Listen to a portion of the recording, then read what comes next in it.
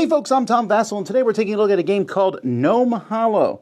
Gnome Hollow from Emma and Anderson made a big stir last year in 2023 when this was showed at the GAMA, the Game and Manufacturers Association trade show, where multiple companies were fighting over the rights of it. I was told about it at the time, people were like, this game is unbelievable, and I was like, well, okay. I always tend to hold my reservations about games until I actually play them. It's finally come out now, and I've had a chance to play this several times. So let's take a look at this game, which has cute little gnomes, cute little mushrooms, and fairy rings. In this game, players are going to get 2 gnomes of their color, as well as a board here that, what is this? Well, this is called magnetic pieces. This is fantastic, and I hope to see more games start doing this. Anyhow, what players are doing in this game is they are going to, on their turn, they're going to take these tiles. You'll take the 2 of the face-up tiles, and you're going to place them here, connected to the central stump here, the pinwheel market it's called. And what you're trying to do is you are trying to form rings. After you place your 2 tiles, then you are going to place one of your gnomes on the board, and you'll refill the tile here from the bag. When you place a gnome, there's different places you can place them. You can put them on a ring. If you put them on the ring, later on, when that ring is finished, you're going to get bonuses. So when this ring is finished here, I'm going to get the mushrooms that are in the ring. So there's red, a purple, and a yellow. So I will get one of each of those mushrooms and put them in front of me. You're also going to count how big the ring is. This is the number of tiles. So 1, 2, 3, 4. This is a 4-tile ring. So I'll take the farthest leftmost marker here and move it to one of these spots on the 4. At the end of the game, I'm going to get points equal to the empty one here. So if I have 4 of these empty, the highest empty one, I would get 10 points here. If you make a ring of 5, 6, or 7, not only do you you're going to get to move a marker over, you get bonuses. This one lets you put a signpost in the middle of that ring. So I can put the signpost here and I would immediately get a purple mushroom. Or maybe this one here and give me 3 of the red cap mushrooms. Sometimes let you take an extra tile, put it near your board, and on a future turn, you can play 3 tiles, the 2 that you're drawing from the middle, plus an extra one. And some of them give you flowers. When you build your second ring, a new flower is going to come to the market. You're going to pick a flower, so let's say I take this flower here. You'll notice there's a ring all the way around it, which allows me to kind of put it anywhere out here to connect and finish rings. And I'll get one of these flowers. The rest of these flowers will go up in the flower market over here. At the end of the game, I'm going to get points for the number of different flowers that I have. Again, the highest number up here, so you could get up to 25 points for having all the different flowers. And if you clear all your markers, you will get 25 points that way. You can place your gnome on a ring, but you can also send your gnome to the market. When you send your gnome to the pinwheel market here, you can sell mushrooms for points. So let's say I have 5 pink mushrooms. 5 pink mushrooms gives me 7 points.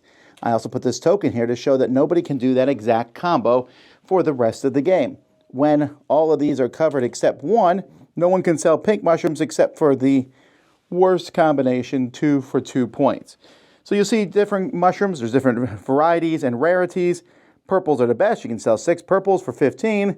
Well, 6 red caps gives you 6. You can also send your gnome up here to the market. Once the flowers are in the market, you'll be able to take one that you don't have by sending your gnome here. So you're mostly sending your gnome to get flowers, to go to the market, or to claim unclaimed rings in the middle. And that is what you're going to keep doing until the tiles runs out or till somebody finishes and puts out all their markers. And then you're going to add up your score, and whoever has the most is the winner. Points are collected with these little doodads here. These are little shiny things that elves like. So you can see, like bottle caps here are 1 point, feathers are 3 points. That's just a way to keep track of the score.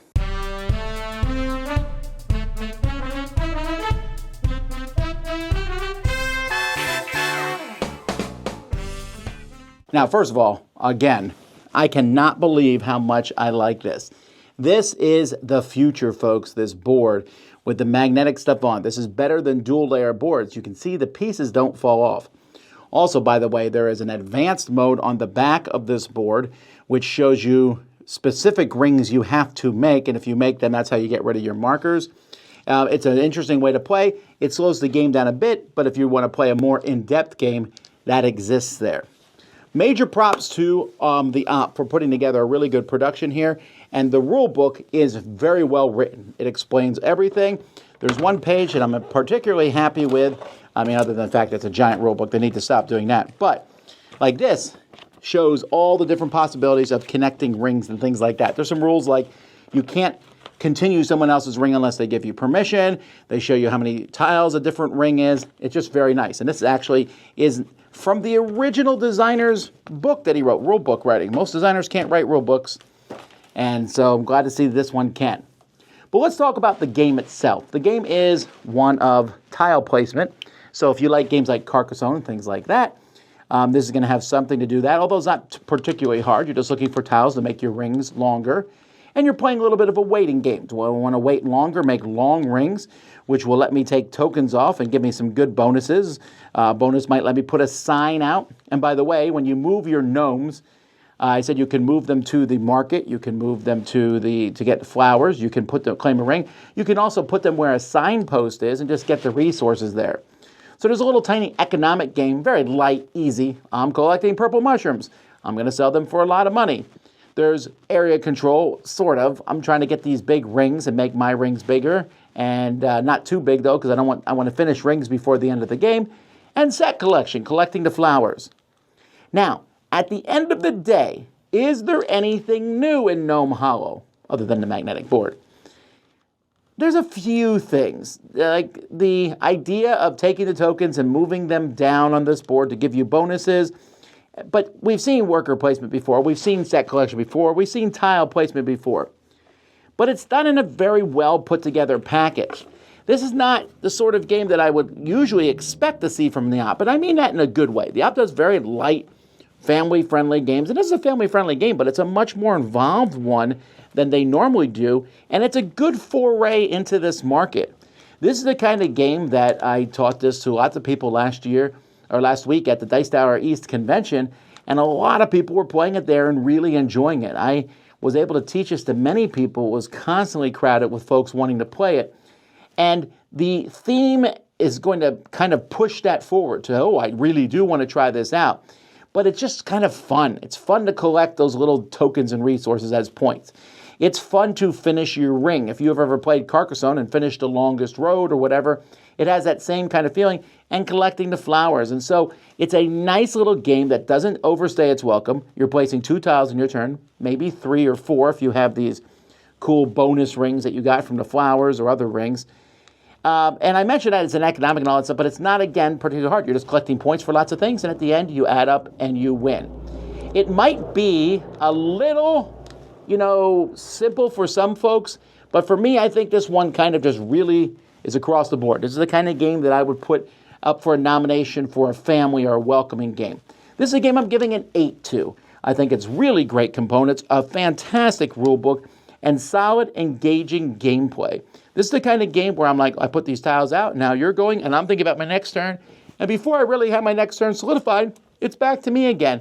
Quick, snappy turns. I kind of like that. I like the look of it. I know when it first showed up on the internet, I said, I don't know about the art.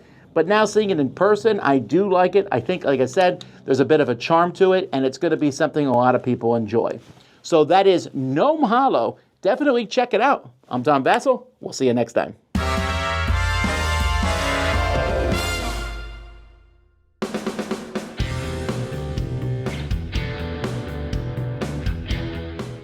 Hey everybody, thanks for watching another video from the Dice Tower. Hey, you want to learn more about us, communicate with us? We have a Facebook group, we have a Discord channel, lots of different ways to get involved with the Dice Tower. And you can find that in our Linktree link below. So just click that, it will take you and you can communicate with us on Facebook, join our Facebook groups. There's lots of cool things that you can find and become part of the Dice Tower. Thanks so much for watching. I'm Tom Vasel.